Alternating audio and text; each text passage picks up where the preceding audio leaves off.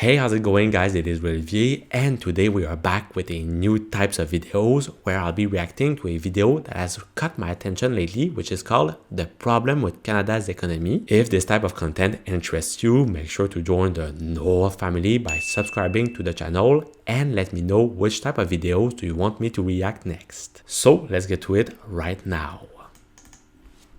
This is Canada, the second largest country in the world. Located on the North American continent, right above the United States, bordered by three oceans, the Atlantic, the Arctic, and the Pacific on all three sides. Canada and the US share the world's longest border between any two countries, stretching around 8,891 kilometers or 5,525 miles.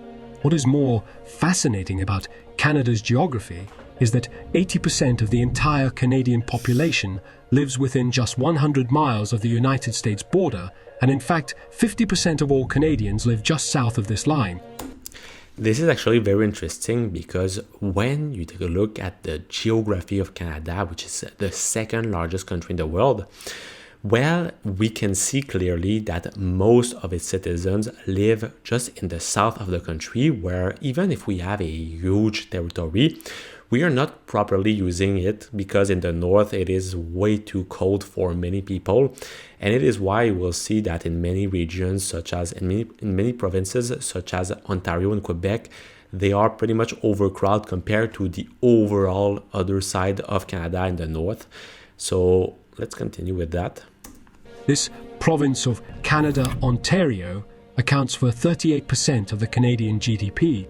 Yeah. Most people tend to live in areas where economic activities are available. That is why the largest industries in Canada, real estate, mining, and manufacturing, are mostly located in these provinces. This colored circle shows the percentage change in house prices in Canada by province. This is also very interesting because when we know that the three largest provinces by population in Canada are Ontario, Quebec, and after you have British Columbia, and I think it is Alberta. Well, when we take the three largest ones, we can see that pretty much all of them have been increasing quite importantly over the last 10 years, where Ontario only by itself has more than double in value. It has gained over 151%. So obviously this doesn't help everyone that is looking obviously to buy different real estate properties or a simple house. And we'll continue with that now. Over the last 10 years, since the financial crisis, house prices in Canada have doubled. This housing boom is spurred by consumer spending. In 2009, the government stimulus program to prop up the economy and the central bank's interest rate, near 1%, encouraged Canadians to pile up debt to buy homes. People are buying because they hope or fear that prices will keep rising. In the past year, rising... This is also very interesting because we often hear that maybe a correction, just like for the stock market, we often hear that there is a correction that is coming in the real estate market, in the stock market, etc. But at the end of the day, if you don't start by buying something, if you want to invest, you should not try to time the market, more instead to stay in the market as long as you can, because in the long term, things appreciate in value, and it's pretty much the same with real estate. It might not be the best, in my personal opinion, to try to time the market, especially when we see sometimes that we have some low interest rate, and now that they are decreasing the interest rates, this might boost back the price of real estate because it will make that more people will want to buy now that the interest rate will be low. Interest rates have softened housing prices for now, but most renters in Canada still feel that the dream of homeownership may be unattainable. According to the results of an Ipsos poll, 63% of Canadians who don't own a home have given up on ever owning one. According to a report by the Canada Mortgage and Housing Corporation CMHC, immigration has been a significant driver of rental demand in recent years. This is also very true that many young Canadians, I have many friends that are in their early 20s that are actually looking to buy their first house, but they don't have the possibility to do so because there is a fierce competition. Here in Quebec, it is a little bit less worse than in other markets, for example, in Montreal, in Vancouver, or even in Toronto, where it's pretty much the worst. Vancouver and Toronto, both the markets are pretty high compared to what they were a few years ago, it makes that it is super hard for young Canadians to buy their first house.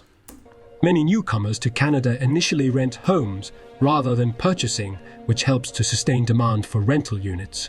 Canada is not alone. House prices also look high relative to rents in most developed countries like the US and UK, which appear reasonably priced. What makes the Canadian housing market? This is very interesting. This graph is particularly interesting because we see, as I can understand from it, it's the rental price versus the price of real estate. So we see clearly that Canada is at top, and it costs even more to, as I can understand, to buy your property compared to rent versus other big countries such as the US and the UK.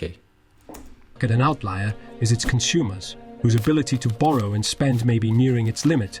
Canadians spend a bigger share of investment capital on housing than businesses. Business investment, in this case, is a combination of non-residential structures, machinery and equipment, and intellectual property.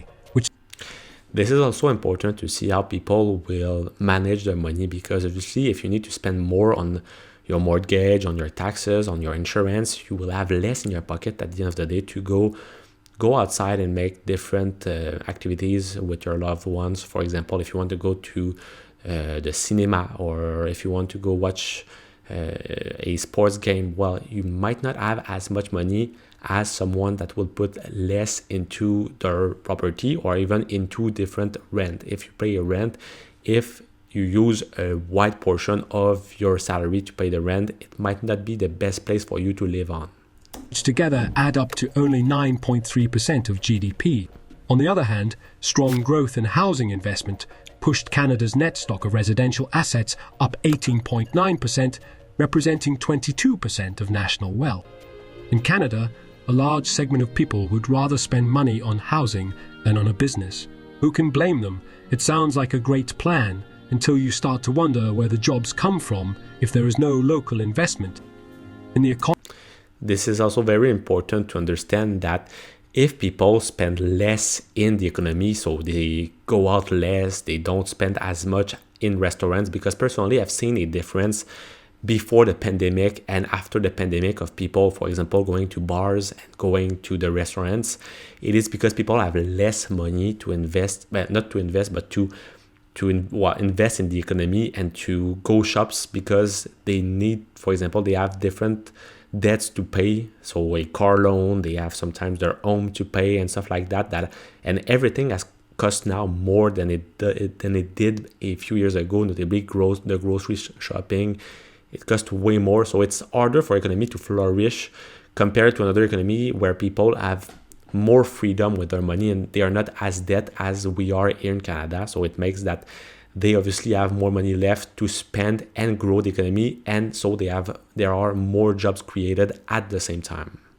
Economy, business investment is crucial to drive economic expansion. Over the long run, business investment, which increases the economy's overall productive capacity through a larger physical capital stock, allows more goods and services to be produced with the same level of labor and other resources. Compared to the US, Canada really invests less in business as a share of GDP.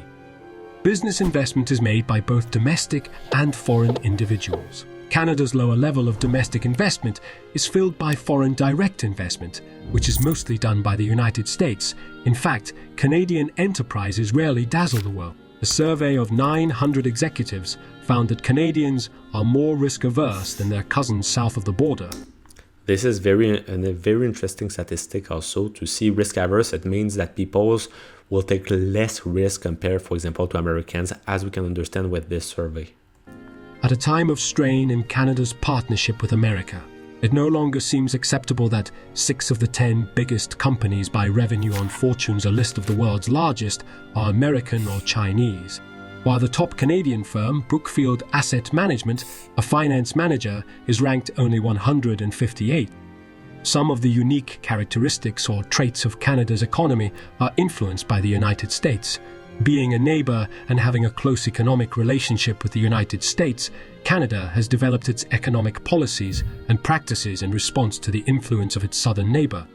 For example, American companies have established business operations in Canada primarily to avoid tariffs or taxes, but headquarters and intellectual property often stay south.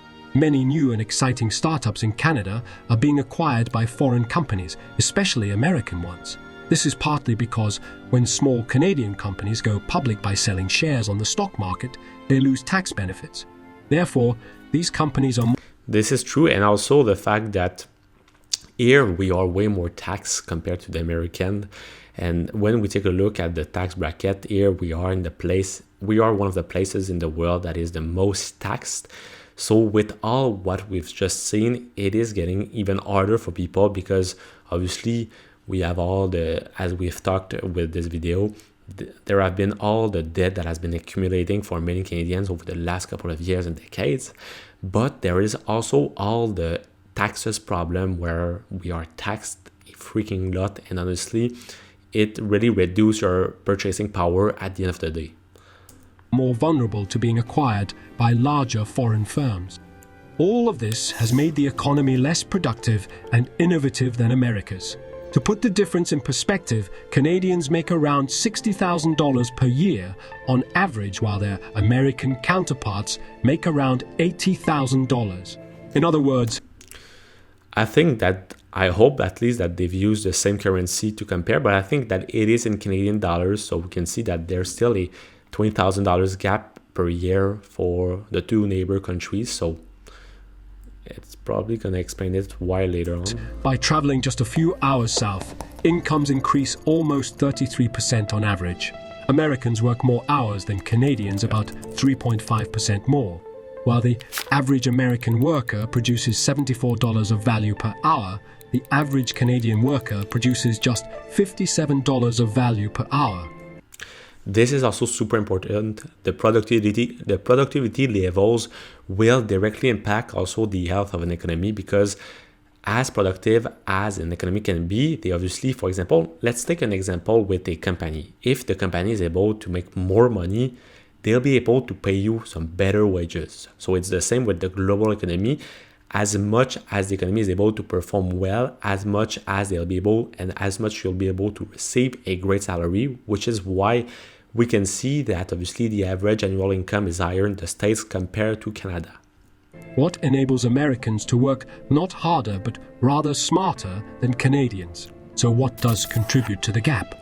The biggest factor is the notable difference in the amount spent or invested on machines, tools, innovation, and capital per worker, what economists call capital intensity. Canadian businesses spent about $13,000 per worker on capital, while their US counterparts spent $20,500.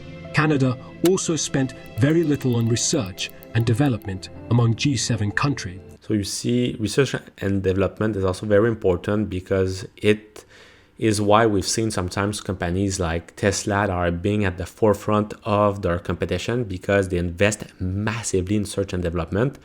And so it makes basically that they are able to stay at the forefront in the technology side. So it is also why we don't see many innovative companies from Canada, except maybe Shopify. But the big companies in Canada, for example, are often the natural resources ones, such as Enbridge, Pembina. You have also you have the big telecommunication companies that are also pretty traditional, and you can also have some companies, for example, some retail companies like Dollarama, that are still quite lower compared. They don't have the market cap of Walmart, but they are still getting bigger and bigger.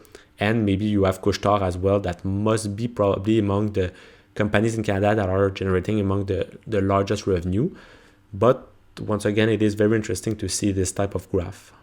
According to the World Intellectual Property Organization, the US produces roughly double the number of patents per person than Canada. Productivity growth is directly related to improved standards of living or income per person. Canada's income per person in 2022, adjusted for purchasing power parity, was $57,800, nearly $17,400 lower than in America. This gap has not been a big problem so far, because Canadians at the bottom half of the income scale are better off than Americans in their position, thanks to lower levels of inequality. A measure called called the Gini coefficient, assesses the gaps in incomes in any given country.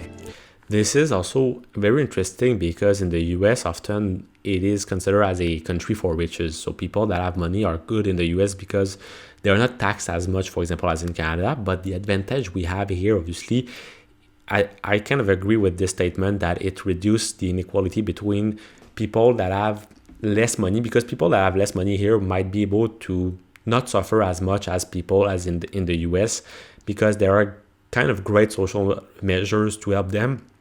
And it also makes, for example, that we have things like free healthcare, and we also have the schools that doesn't cost as much as in the US. So it helps the global population that might not have as much money as in the US. So let's see. The Gini coefficient ranges from 0 to 1, with 0 indicating perfect equality and 1 indicating perfect inequality.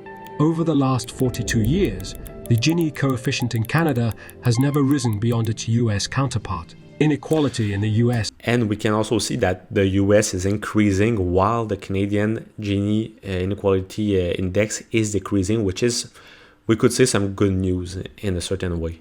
Has always been higher than in Canada, and in fact has risen faster for the entirety of those 42 years. In Canada, after increasing sharply during the difficult period in the early to mid-1990s, income inequality has remained essentially flat over the last decade and fell after 2010. However, the Canadian economy remains less competitive compared to other developed economies.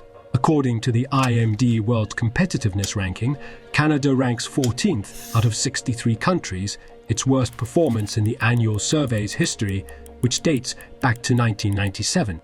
The country is currently being outperformed by aggressive free market economies such as Singapore, ranked 3rd, and the US, ranked 10th, as well as progressive countries like Denmark, the Netherlands, Norway, and Sweden, known for their strong labor protections and high wages. A competitiveness index isn't exactly a measure of how competitive a country is against other countries. Rather, it's a measure of how productive a country is, while competition is generally seen as a driver of innovation, efficiency, and economic growth. About 10 to 15 years ago, Canada was really innovative despite facing stiff competition from larger and better funded rivals. To stay competitive, Canada needs to be more innovative and creative, and it can achieve this goal because it has some of the most skilled and talented people from around the world. The IMD report backs this up, showing that Canada ranks 11th in the world when it comes to talent. But what's... So it's great, but I kind of wonder sometimes, how can we determine like these rankings, like which measures are used to determine, for example, that Canada is ranking 11th in that field. So sometimes it's kind of not, for me at least, it's not very clear how they are able to rank all of these countries with this ladder. What's the point if you don't use your talent for your country? All the talented people are heading south of the border where they can get paid more. The situation is known as brain drain. Traditionally, Canada has had fewer government initiatives to promote researchers or entrepreneurship compared to some other countries. The fact is that Canada's dependence on natural resources for economic growth has discouraged investment in other sectors such as manufacturing, research, and business activities. This is especially true, especially in the west of the country, where we have a huge production. There are many companies that are producing oil, that are extracting it, and that are transporting it as well in different pipelines. So it is a big growth. It is a big growth factor for the economy. All the natural resources here, we have a bunch of it, because if you remember well correctly at the beginning of the video, it was talked that we have a huge portion of territory in Canada, but there is a large portion of it that isn't used, and there is a bunch of natural resources there, as well as, for example, oil. We have a bunch of forests, so it makes that we have a big industry on that side, but we don't necessarily have, as they say, big manufacturer companies, or for example, big retail store chains here. We don't have. It is mainly some American chains that we have here compared to like Canadian chains. Canada has been a natural resource economy, Its primary economic activity revolves around mining, lumber, oil, and natural gas. In 2021, natural resources directly or indirectly accounted for 17% of nominal GDP, and they comprised 51% of the value of Canada's total merchandise exports. So you see that obviously Canada, since we are the neighbor of the US, we are exporting a lot of our natural resources there, but it's very interesting to see all of these statistics. However, Canada's two biggest exports, oil and vehicles, are both declining and may continue to do so. Oil from Alberta's tar sands is expensive to produce, and the United States, which is by far its biggest foreign customer, is producing more of its own oil than importing. Car making has never fully recovered from the 2008 recession. Production has dropped from a peak of 3 million vehicles in 1999 to 1.4 million in 2020. So that leaves the growth in the services sector, which is doing well. In recent years, the financial services, real estate, and communications industries have been growing rapidly. Toronto is now a new financial hub in North America and has one of the highest concentrations of financial services company headquarters in the Americas. And Canada's banking system ranks first in the G7 for the 11th year, and it is one of the soundest in the world. Many may doubt that, but Canada came through the global financial crisis better than America did, in part because its banks are prudent, well-regulated, and untroubled by excessive competition. This is especially true here. The banking system and the banking sector itself is especially well regulated, and we have great companies on that side, in my opinion, and it's why I'm highly invested in different banks and in different financial companies here, because they are pretty much the biggest type of companies that we have here in Canada, which are obviously, I would say they are well more regulated than in the US. And at the end of the day, even if they are not, like, for example, the best growth stocks, in my opinion, they still provide great dividend income, and they are pretty safe at the same time. Despite all its economic problems, Canada remains one of the strongest economies in the world. It has a stable democratic government, polite and confident people, a good business environment, and is perceived as one of the least corrupt countries in the world. However, growth has not been as strong as other advanced economies for a long time, and according to the OECD's predictions, it is unlikely to improve anytime soon. It was a very interesting video, so I might do a few more reactions. If you guys are interested, obviously let me know it in the comment section.